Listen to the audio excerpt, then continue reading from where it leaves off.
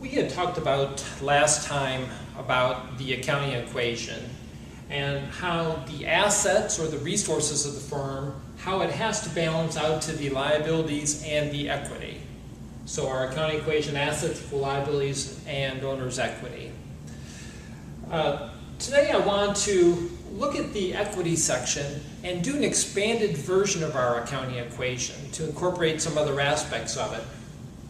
And we have that down here. There are four things that can impact the owner's equity. There can be an investment by the owner. There can be a withdrawal by the owner. We have revenues that will increase owner's equity. And then we have expenses being the fourth thing, and expenses decrease it.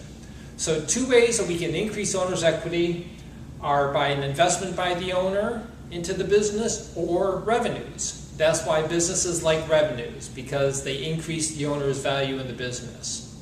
There are just two ways to decrease owner's equity. That's a withdrawal by the owner.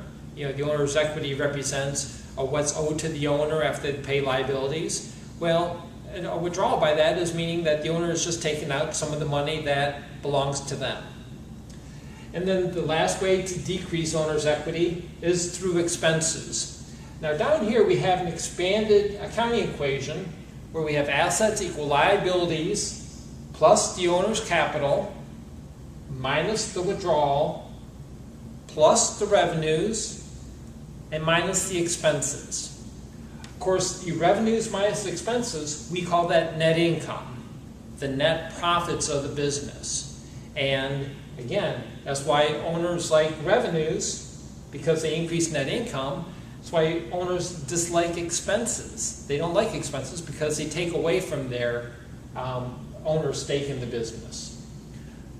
That's the expanded view of the accounting equation. And we're going to look at next how that affects our T accounts.